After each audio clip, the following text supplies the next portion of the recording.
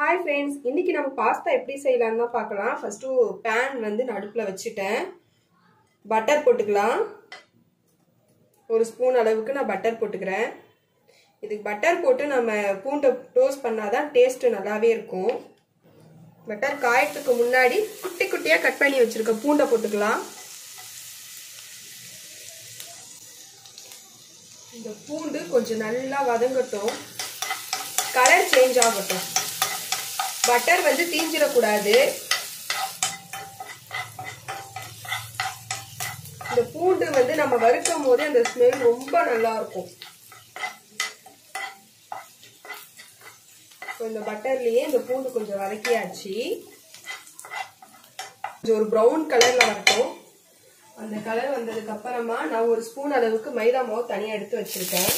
மைதா மாவு போட்டுக்கலாம். அதையும் இந்த பட்டர்லயே போட்டு நல்லா வறுத்துக்கோங்க. மைதா மாவு ஸ்மெல் போகணும். அந்த அளவுக்கு நம்ம நல்லா வறுத்துக்கலாம்.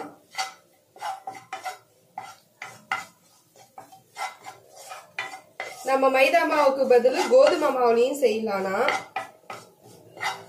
ஆனா ஹோட்டல் ஸ்டைல்ல வந்து மைதா மாவுல செஞ்சாதான் டேஸ்ட் நல்லா இருக்கும்னு நான் மைதா மாவுல தான் செய்யறேன். இந்த மைதா மாவு கொஞ்சம் வறுட்டோம். மைதா மாவு கொஞ்சம் நல்லா வறுத்தாச்சு. இப்போ வந்து நான் பால் ஊத்திக்கிறேன். நம்ம காய்ச்சின பாலும் ஊத்திக்கலாம், காய்ச்சாத பாலும் ஊத்திக்கலாம். நான் வந்து காய்ச்சின பால் தான் ஊத்துறேன். ஒரு கிளாஸ் அளவுக்கு ஊத்துறேன். ஊத்திட்டு இதை கட்டி இல்லாம நல்லா கரைச்சிக்கலாம். நம்ம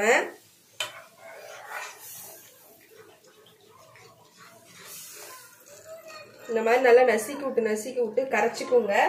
லோ ஃப்ளேம்ல வச்சுக்கோங்க. இந்த மைதா மாவு வந்து இப்ப நம்ம போட்டிருக்கிறதுனால கொஞ்சம் நல்லா கிரீமியா வரும், திக்காகும். பாத்தீங்களா, கொஞ்ச நேரத்திலேயே டக்குன்னு நமக்கு வந்து திக்காயிடும் மாவு. நல்லா திக்காயிடுச்சு. ஒரு கிளாஸ் பால் ஊத்தி இந்த அளவுக்கு நல்லா திக்கா வரட்டும். கொஞ்சமா அது காஞ்ச மிளகா வந்து நான் பொடி பண்ணி வச்சிருக்கேன். காரத்துக்கு ஏற்ற மாதிரி போட்டுக்கோங்க.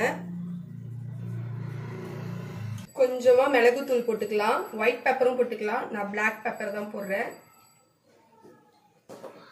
கொஞ்சமா பீஸாக்கு வாங்கின பாக்கெட் ஒரு பாக்கெட் இருந்துச்சு. ஸோ அந்த சீசனிங் தான் போடுறேன்.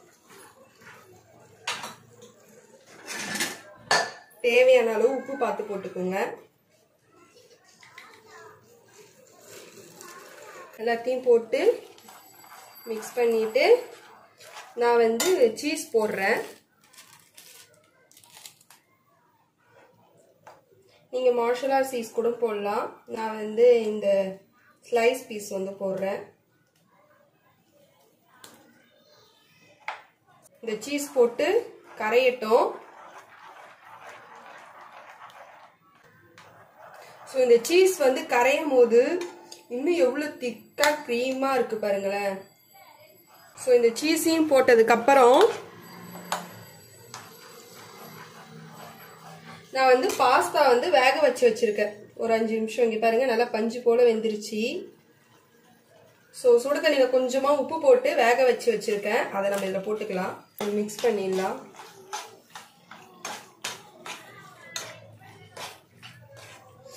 இந்த அளவுக்கு நமக்கு கொஞ்சம் தண்ணியா தான் இருக்கணும். இது ஆறுச்சுன்னா நமக்கு வந்து இன்னும் கட்டியாயிடும். அதனால இந்த ஸ்டேஜ்லயே நம்ம ஆஃப் பண்ணிடலாம். இத அவ்வளவுதாங்க. White pasta ready. கிரீமியா சூப்பரா ரெடி ஆயிடுச்சு. அதாவது கொஞ்சம் தளன்னு இருக்கணும், எடுத்தா விழணும். இந்த அளவுக்கு இருந்தாதான் நல்லா இருக்கும். இங்க பாருங்க, இந்த அளவுக்கு கொஞ்சம் நமக்கு தளன்னு இருக்கணும். தெரியுதா? எடுத்தா இப்படி கீழே விழணும். இந்த அளவுக்கு தளன்னு இருக்கணும். ஸோ இது வந்து நமக்கு ஆறுச்சுன்னா இன்னும் கொஞ்சம் கட்டியாகும். அதனாலதான் இந்த அளவுக்கு தளன்னு எடுத்து சொல்றேன்.